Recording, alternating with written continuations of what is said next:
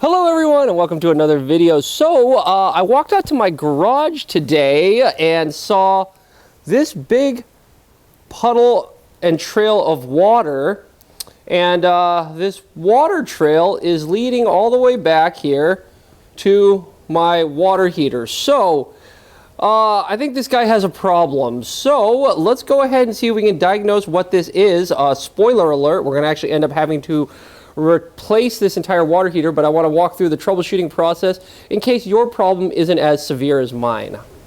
Okay, so mine is an electric water heater, so the first thing you're going to want to do is make sure that the power and the electricity is cut off to this guy. To do that, I like to use kind of these non-contact voltage sensors. So you basically turn this guy on and the light will go basically red if it senses there's electricity or a AC voltage. So for example, let me just demonstrate. I'll grab myself a live extension cord here, and when you take this and you just put it near the wire, you see it just goes beep, beep, beep, beep, beep, beep, right? Okay, so it senses this is a live wire, so I don't want to mess with that. So the wire on the electric water heater is usually coming through the top, right, through this conduit that's it's 240 volts.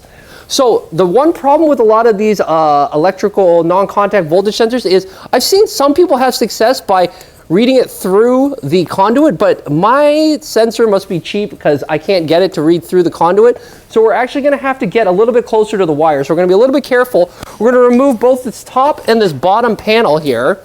So let's get the top one off and I'll show you what I mean. So up here, this is a two heating element water heater. So there's a top and a bottom heater. So I think there's two sections of wire. And if we take a look in here, you can see, yep, here are some wires. So if I bring my contact sensor near some of these wires, aha, right? This one is live up here. So this is bad. I don't want to be messing with anything right now because it's live up here. And then similarly, let's take the bottom panel off down here. Oh, there we go. Okay, so on this wire, this one's live.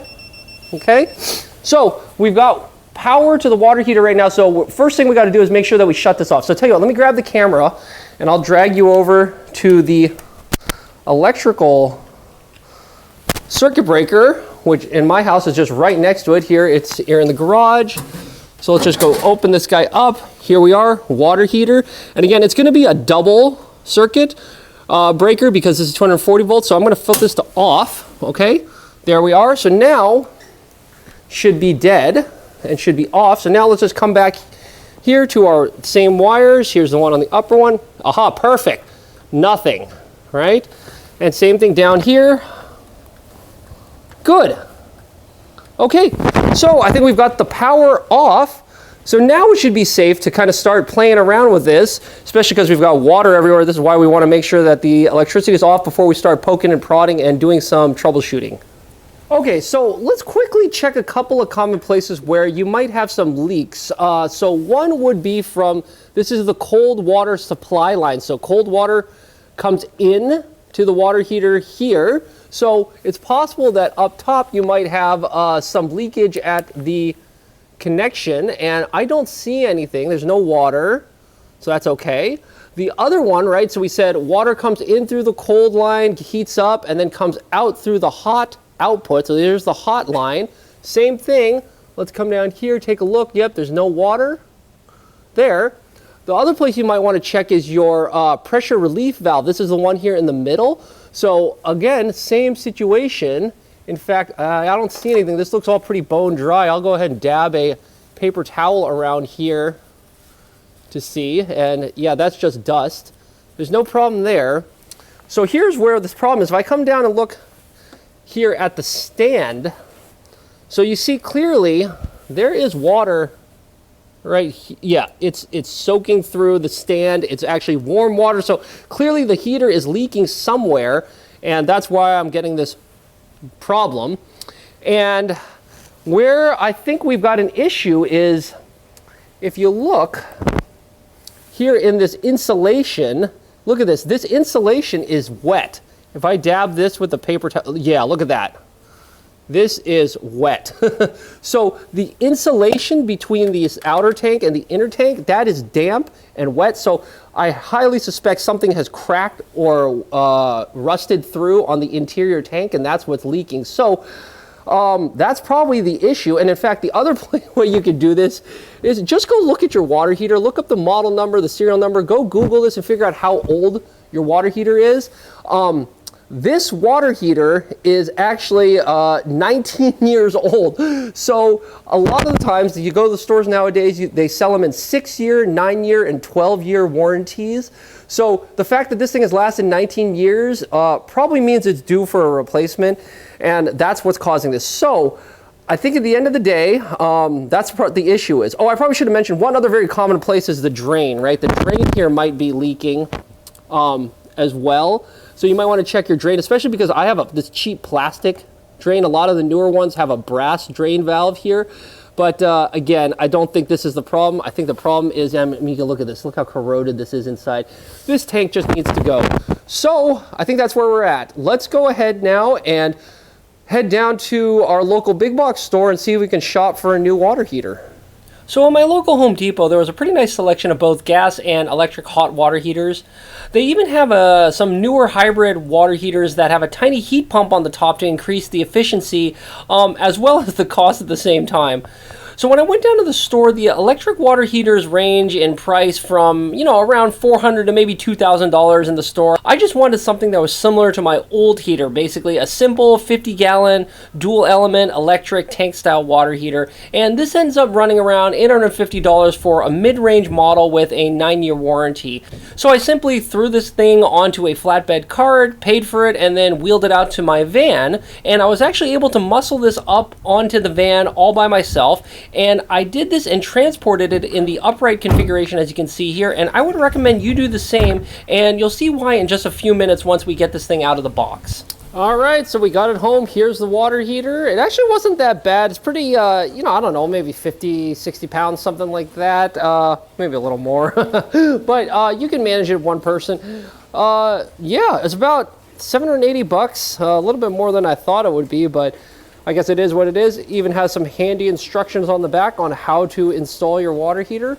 But yeah, this is the guy. This is a pretty simple one from kind of a Home Depot. It's got a 9-year tank warranty. Like I said, a lot of them now seem to have, it's a 6, 9, or 12-year warranty.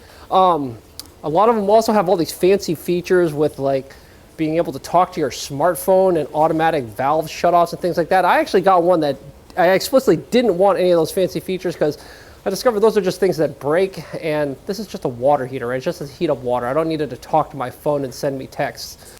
So this is it. Why don't we get this guy out of the box and see what it looks like?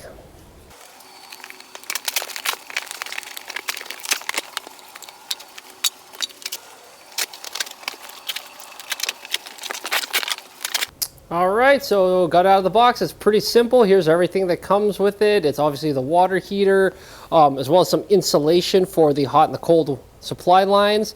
Yeah, I mean, it's got some instructions here that we're probably going to want to read through.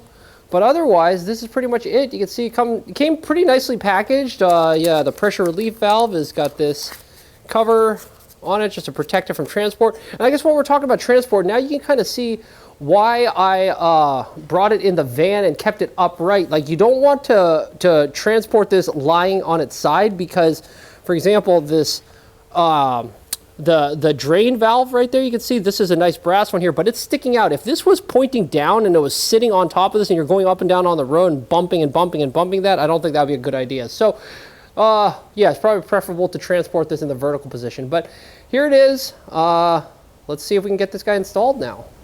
Okay, so let's talk a little bit about how the hot water heater works. So cold water comes in from your utility, right? Your water utility company, right? So this is a pressurized line, feeds cold water in, the tank heats it up, and then you have a pressurized hot water output line coming out, right? So what we're going to want to do is we're going to want to actually shut off the cold water to the tank. So most of them will have a valve that you can turn to shut off the cold water supply. So mine is up here. So let's just go ahead and be a little bit gentle, and I'm going to tighten this until it's nice and snug, so that will hopefully turn off the cold water to the tank. Almost there. Okay, there we are. Okay, so now water should not be pressurized into the tank. Okay, so now what we need to do is relieve some of the pressure. So we're going to actually come over. Let me pull this up. I'm going to grab the camera off the tripod. Let's just come over here. So here's a little sink. So remember, the hot water tank usually has pressurized all of the hot water lines through the house. But now, if I open the hot water, see, you get some, but then it's just going to die, right? Because there's no pressure from the tank in the output hot water, right? So the hot water is not going to operate, right? So you can see, yep, not operating. Let me just close this for just a second. But notice, right, that the cold water throughout the rest of the house should still work, right? So if I turn on the cold water, there you go. So one thing to keep in mind is your water is still working, but it's only the cold water in your house that's going to work, okay? So now what I want to do is we want to now think about draining. There's 50 gallons of hot water in this tank, so we want to drain that out. But you got to remember, there's hot water. Well, I guess it's mostly hot in the tank and it's probably lukewarm through the rest of the pipes. But there is hot water pipes throughout the rest of the house that still have water in it. And we're going to basically be trying to drain the water out of the tank down here at this lowest point of the tank. So this is basically back to this situation where, you know, you have this trick when you were a kid, right? Where there's water in the straw or water in the hot water lines, right? And if all of the faucets are closed throughout the house, it's like me having my thumb over the end of the pipe. So if I'm trying to drain water out the bottom, right, this is just not going to work right now. So instead, what you have to do is, if you want to get water out of this, you got to take your thumb off of the top, right? So you got to take your thumb off. Aha, there, all the water drains out easily. So the equivalent of taking your thumb off the top of the straw is, let's go throughout the house and I'm going to open up a lot of these hot water lines so that air can come back in through the open hot water valves throughout the house.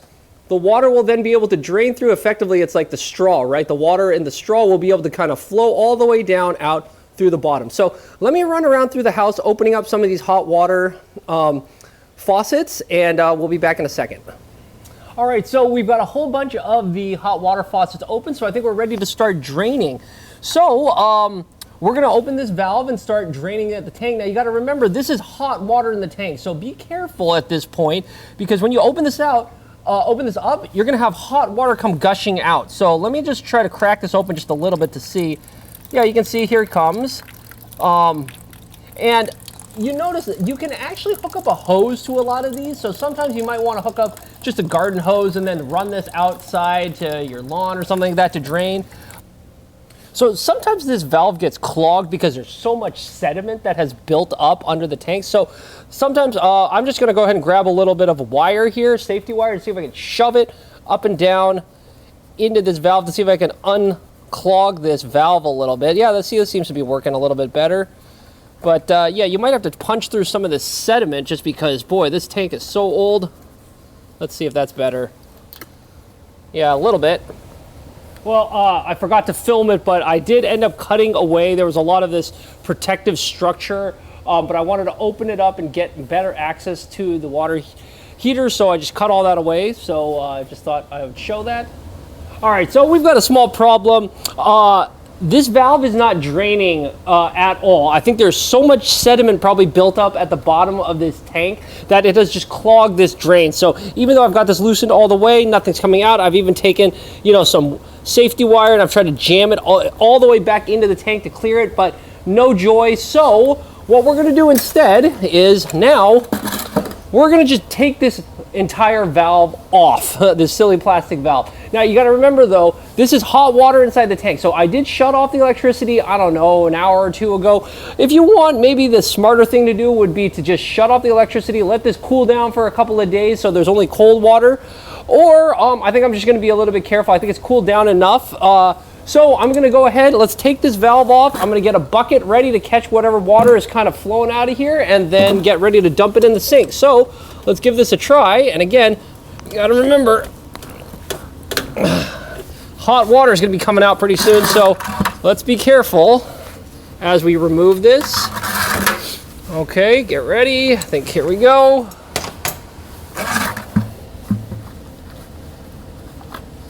Oh man.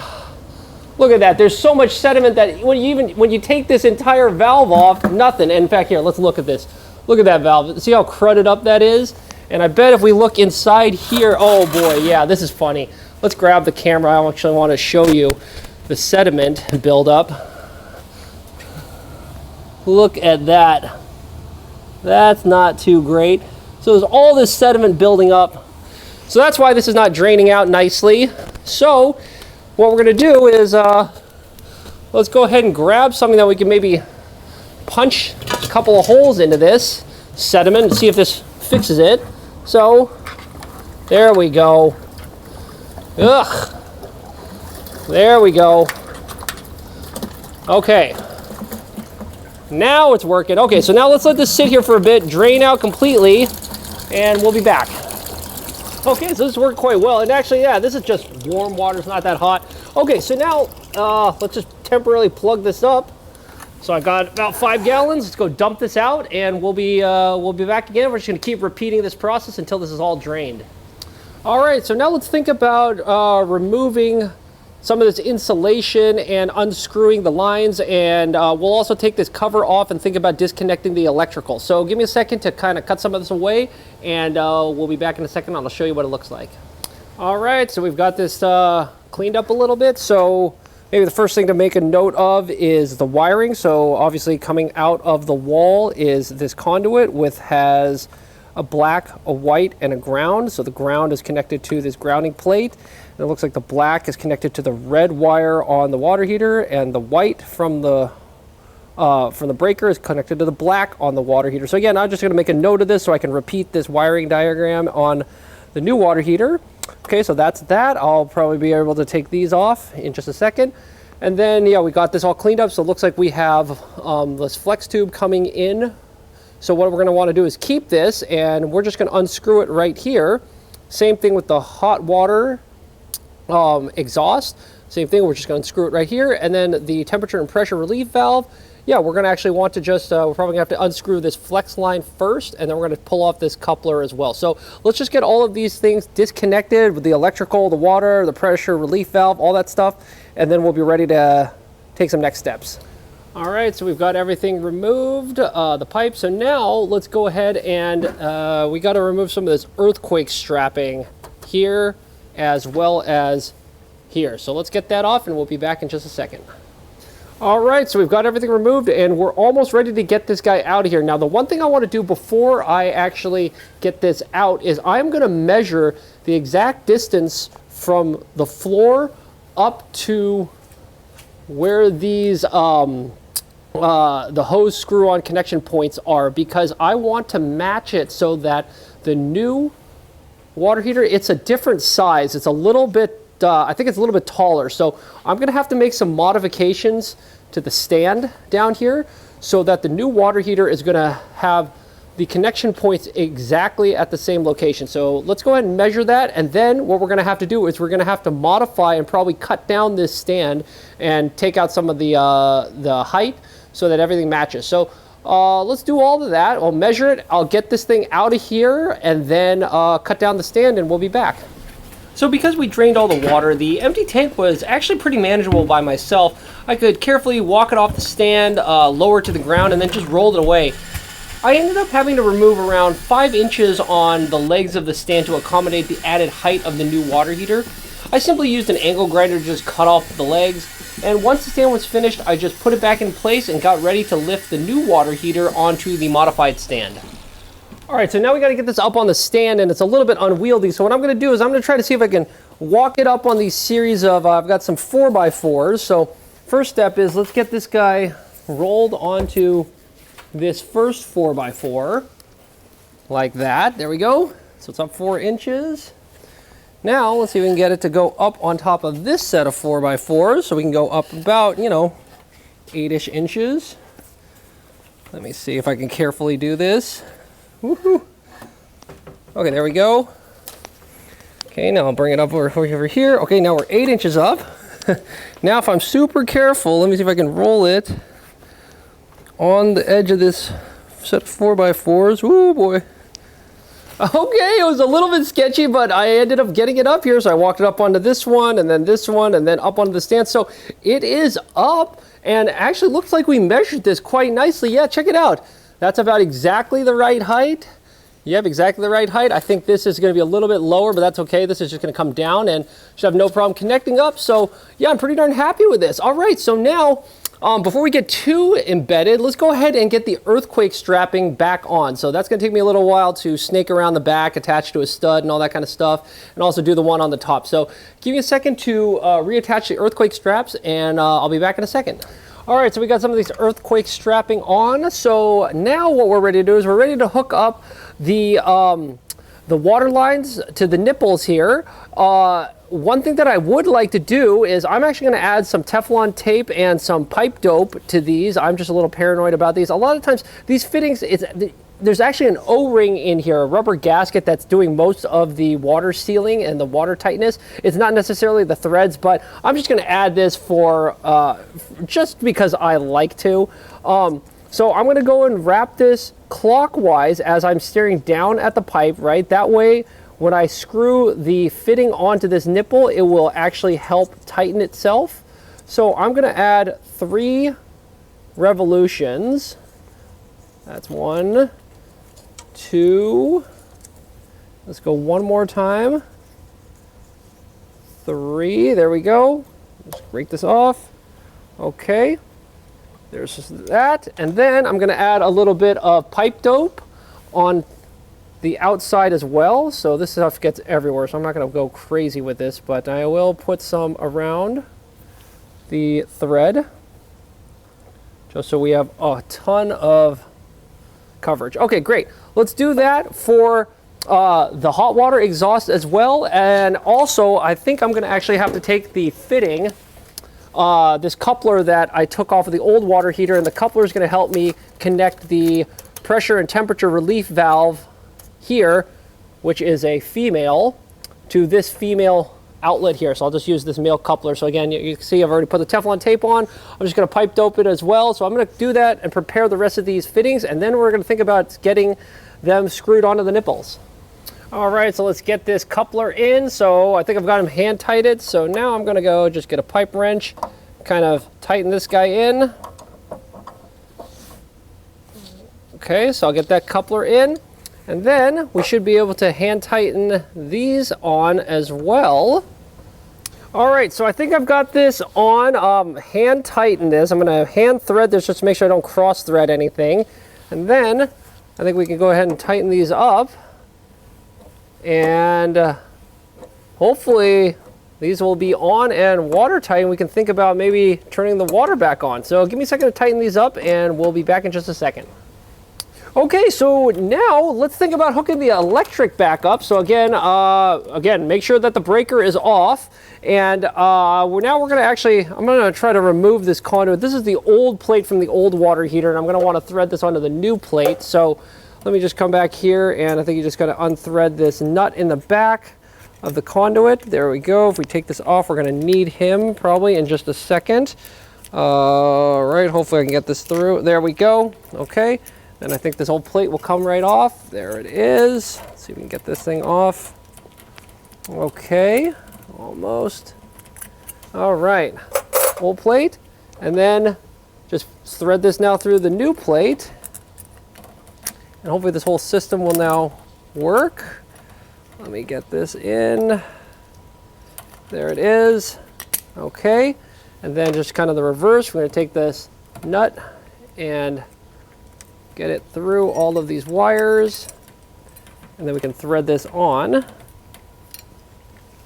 Sometimes it just takes a little bit more finagling than you would think. Okay, there we go. Almost. All right, there we go. Oopsies, come on. Okay, there we are. And now, what we can think about doing is connecting up all the wires using the wire nuts, same thing that we did last time. And again, I'm just going to wire it the exact same way it was in the old water heater. So the white wire coming from the outlet should go to the black wire coming from the water heater. So let's just go ahead and put these two together like such, and then tie them together with a wire nut. Okay, there we go. And then the black coming from the panel will hook up to the red wire on the water heater. So same thing. Let's go and get these two wires. Black from the panel, red from the water heater. These two guys together, and then tie them together with this wire nut. There we go. Okay, and then ground will get tied to this grounding screw right here in the back, the green one. And then I'll just button this all up. So give me a second to finish that up, and we'll be back in just a moment. All right, so it's a moment of truth. I think we've got everything cleaned up, hooked up, tightened down. I dried off the top as much as possible, so when we turn this on, we can see if there's any leaks. Now, we did hook up the electric, but I probably should have mentioned earlier, right, make sure the power is off. You do not want the heating element turned on when there's no water. That's called, I think it's called dry firing or dry testing it, and that's not good. It actually voids your warranty. So you're gonna wanna make sure that we need to fill this up first before we flip the electric on and turn the power on. So let's see if we can get this to go. So I'm just gonna open up the cold water supply line again, and the tank should hopefully start filling up.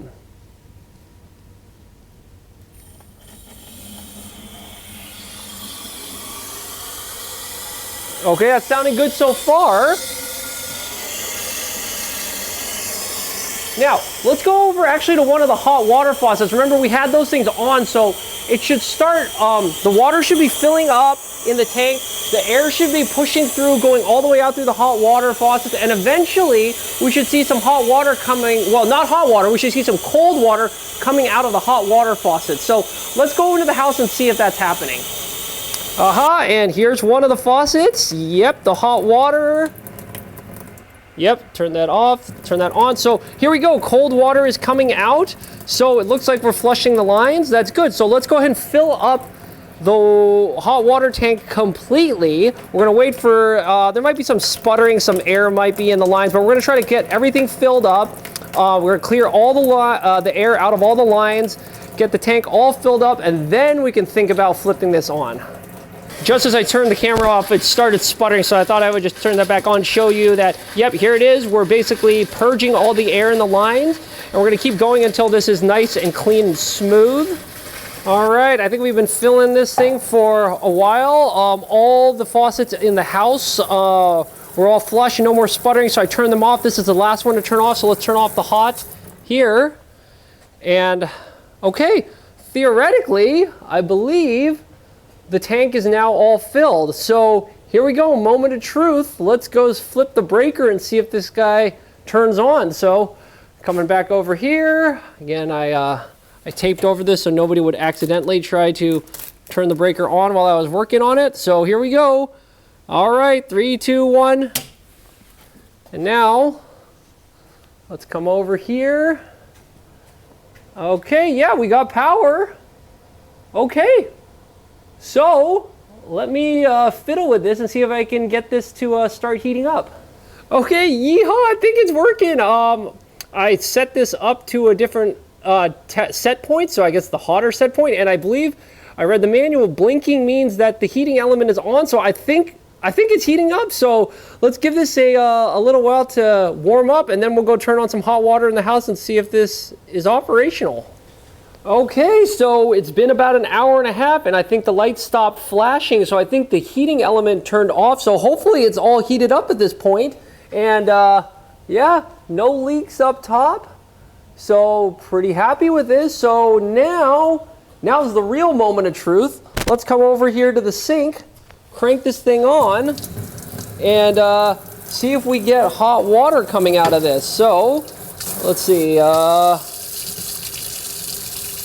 Aha! Hey! Hey, it's working! I think we're in business. Hot water. And actually here, to prove this to you, that it's hot water. Yeah, well, you're gonna see steam coming up here in just a second, but here, tell you what, let's fill up a cup here. And then, let me get a little handy touchless thermometer.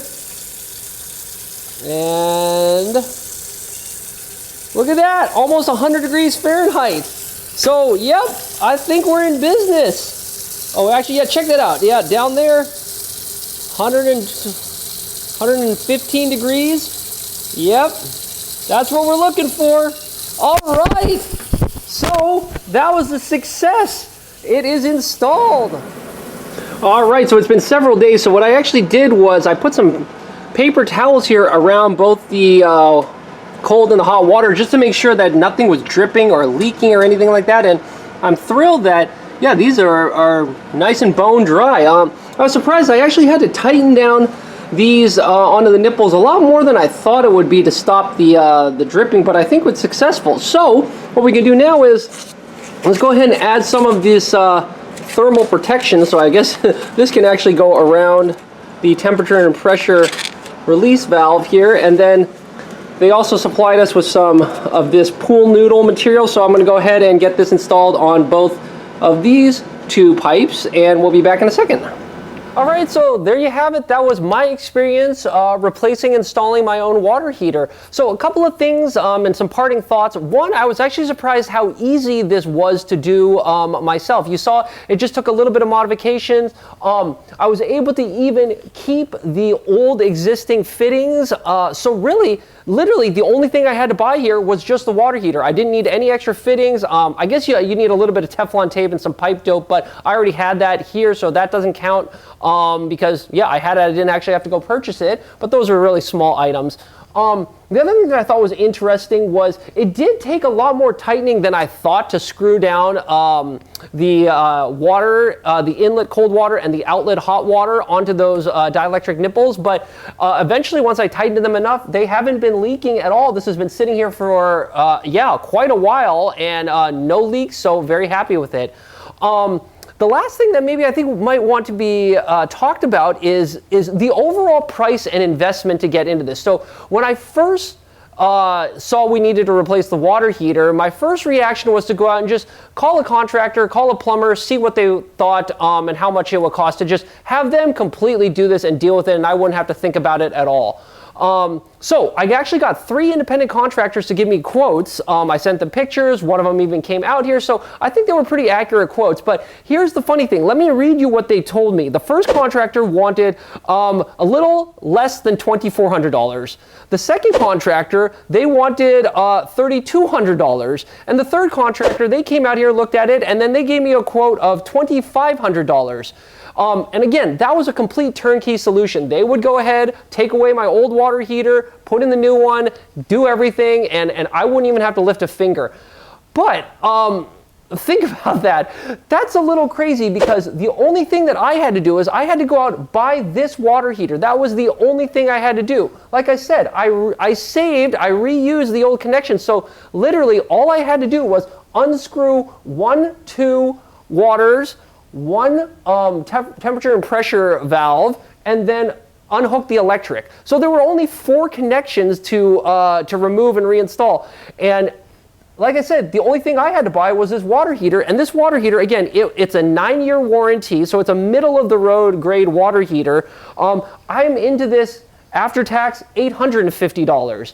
And keep in mind, those quotes that I gave you, a lot of them, those contractors, they were quoting me with a 6-year warranty water heater. So they wanted to just give me a junky water heater, get it in there, and take my money quickly, right? They, yeah, let's just leave it at that, right? I understand where they're coming from, but it's just a lot of money because when I calculate the difference, right, basically what they're charging then is around $1,500 to $2,400 for the labor.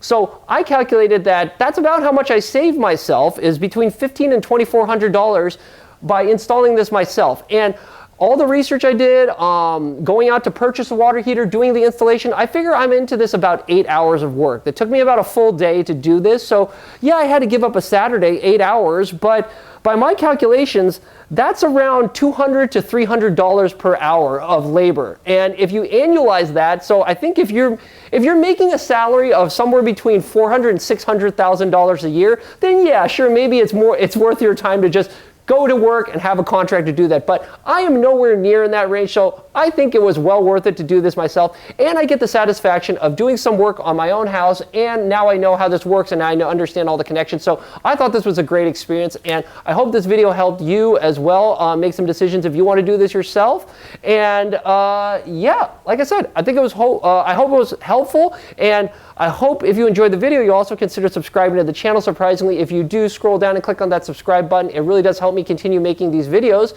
And the new videos come out every Monday, so I hope we'll be able to catch you at a future discussion and we can all learn something new together. So until then, I think I'll sign off. Talk to you later. Bye.